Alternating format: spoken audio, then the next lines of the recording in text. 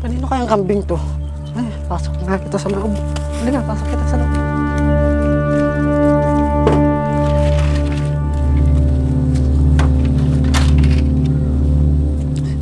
Sino ba kasi yung may-ari sa'yo?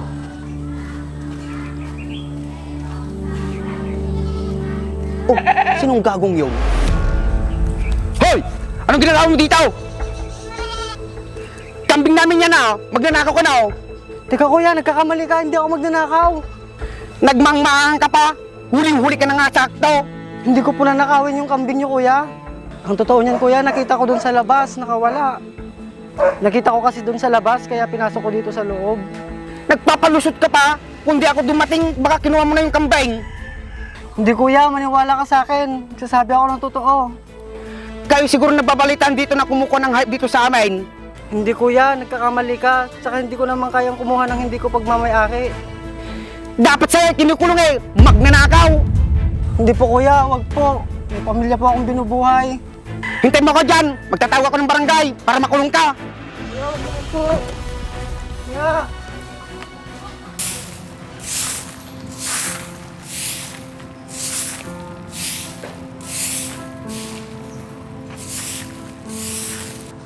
Nakakabahan ako. Sigurado ako ba mabait yung mami mo? Huwag kang mag-alala, mabait yun. Ma, boyfriend ko po, si Kevin. Bless po, tita. Magandang hapon po. Hindi ako ganun katanda para magmano ka sa akin.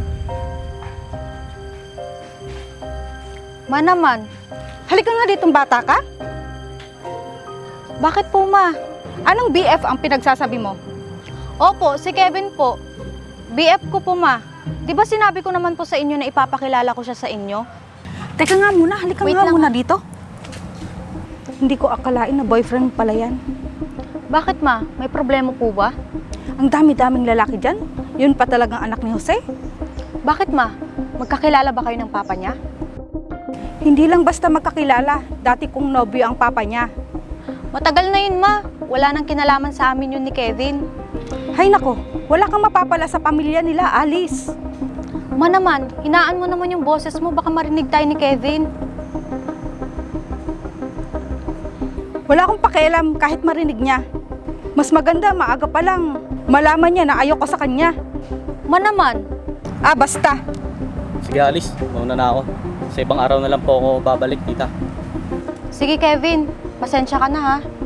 Sige po, tita. Mauna na po ako. Pasensya na po talaga sa abala. Teka lang, hahatid na kita. Dito ka lang. Hindi, wag na. Okay lang. Sige po, una na po ako. Marunong naman siyang lumabas mag-isa. Ma, bakit ganun naman yung pakikitungo mo kay Kevin? Bakit? Para malaman niya na ayoko sa kanya. Wala naman siyang ginagawang mali sa'yo ah. Kung may pagkakamali yung papa niya sa'yo dati, wala namang kinalaman dun si Kevin. Ang kulit mo talaga, Alice. Marami naman lalaki dyan ah. Hindi lang si Kevin. Mahal ko si Kevin, ma. Bakit ano bang ginawa ng papa niya? At pati si Kevin dinadamay mo. Manloloko ang papa niya.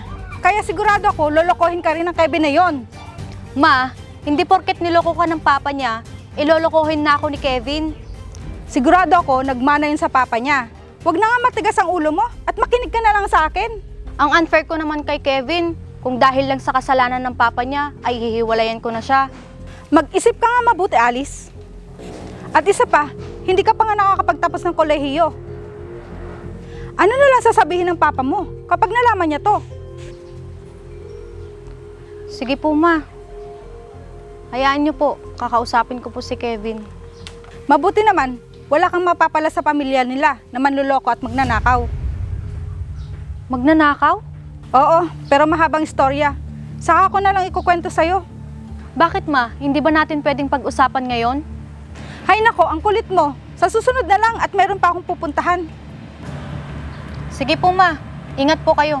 O sige, mauna na ako.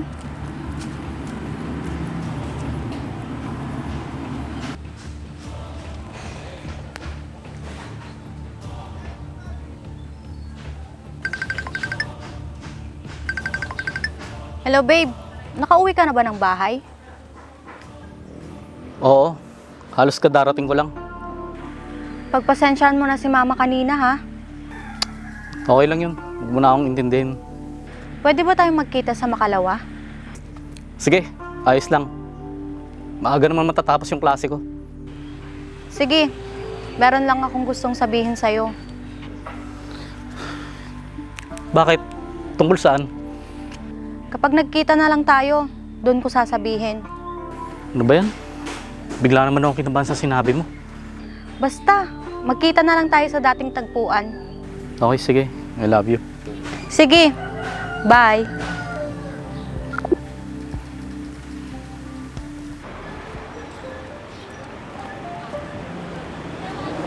Babe, kanina ka pa dito? Hindi naman. Kararating ko lang. Teka, nagugutom ka ba? Gusto ba bang kumain muna tayo? Hindi na, kumain na rin ako bago ako umalis sa bahay. Tsaka hindi na rin ako magtatagal. Teka nga, tungkol saan ba yung sasabihin mo sa akin? Tungkol sa nangyari doon sa bahay nung isang araw. Oo nga pala, sorry. Kasi narinig ko, pinapagalitan ka ng mama mo, kaya umalis agad ako. Ako nga dapat yung mag-sorry sa'yo dahil hindi maganda yung pakikitungo sa'yo ni Mama. Nako, ayos lang yun babe. Huwag mo na akong intindihin.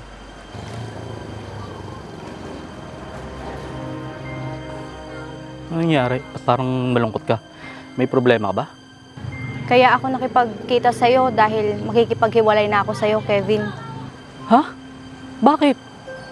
Siguro sinabi ng mama mo sa'yo na makikipaghiwalay ka sa akin. Oo, baka daw lokohin mo ko gaya ng panloloko ng papa mo kay mama ko. Teka, naguguluhan ako. Ibig bang sabihin nito, may relasyon yung mama mo at papa ko? Oo, yun yung sabi sa akin ni Mama. Teka, hindi ko alam na naging sila pala. Kasi ang nakwento lang sa akin ni Papa, mag-classmate lang sila nung high school. Siyempre naman, hindi sasabihin ni Papa mo yun na niloko niya si Mama dati. Teka, nakwento ba sa'yo ni Mama mo kung ano yung naging dahilan? Hindi eh. Ang pagkakasabi niya lang sa akin na niloko daw siya ni Papa mo.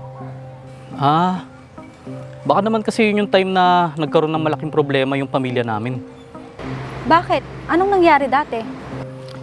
Nakwento lang sa akin ni Papa, yung tungkol doon sa lolo ko. Napagbintangan lang naman siya na nagnakaw ng mga alagang hayop doon sa lugar namin. Tapos, anong nangyari? Ayun, nakalaya din si lolo kasi nahuli din naman yung tunay na gumawa ng pagnanakaw na yun. Mabuti at nakalaya si lolo mo.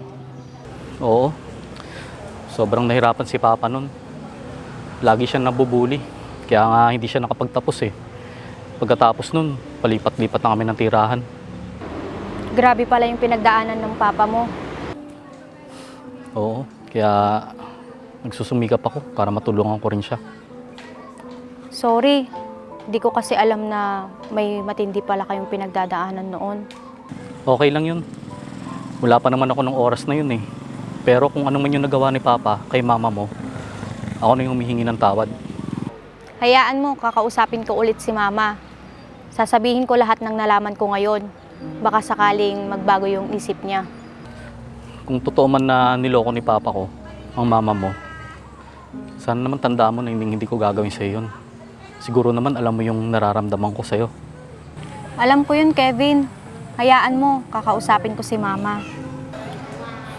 Kung hindi talaga magbabago yung desisyon ni Tita, sana tandaan mo na irerespeto ko yung desisyon niya. Sige, naiintindihan ko. Tara, hatid na kita.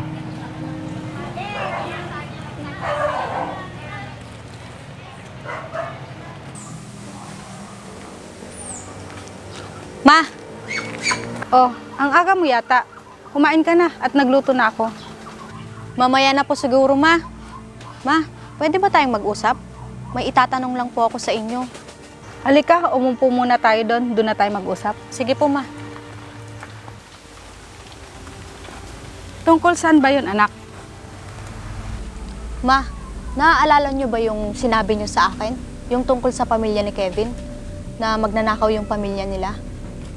Ah, yung tungkol doon? Bali-balita kasi na nakulong yung lolo niya dahil sa pagnanakaw. Bali, yun lang po yung nabalitaan niyo? Oo, yun lang. At hindi na rin ako nagka-interes dahil bigla na lang naglaho na parang bula ang papa ng boyfriend mo. Bakit naman po? Kaya ba nagkahiwalay kayo dati? Oo, nang dahil doon, hindi na siya nagpakita sa akin. May nakapagsabi sa akin na nagtana na daw. Nung babae niya, kaya hindi na rin nakapagtapos ang loko. Ah, kaya naman pala. Paano kapag sinabi ko sa'yo na hindi ka naman talaga niloko ng papa ni Kevin? Papayag ka na ba sa amin? Ha? Bakit? Hindi ka naman talaga niloko ng papa niya. Anong pinagsasabi mo, Alice? Wala na sa akin yun dahil matagal ng panahon yun. Gusto ko lang malaman mo, Ma. At kung totoo mang niloko ka ng papa ni Kevin, magkaiba naman sila, Ma. Dahil nakikita ko kung gaano siya kabuting tao. Di lang sa akin, pati sa pamilya niya. Alice, anak, napag-usapan na natin to. Di ba nga ayoko nang pinagtatalunan natin ang mga bagay na to? Opo, Ma. Alam ko naman po yun. Tsaka sinusunod ko naman po yung desisyon nyo. Wala na po kami. Pero sana, Ma, pag dumating yung panahon na maging kami ulit, sana matanggap mo na siya. Dahil unang-una, hindi naman siya yung nagkasala sa'yo, kundi yung papa niya. Sige, anak.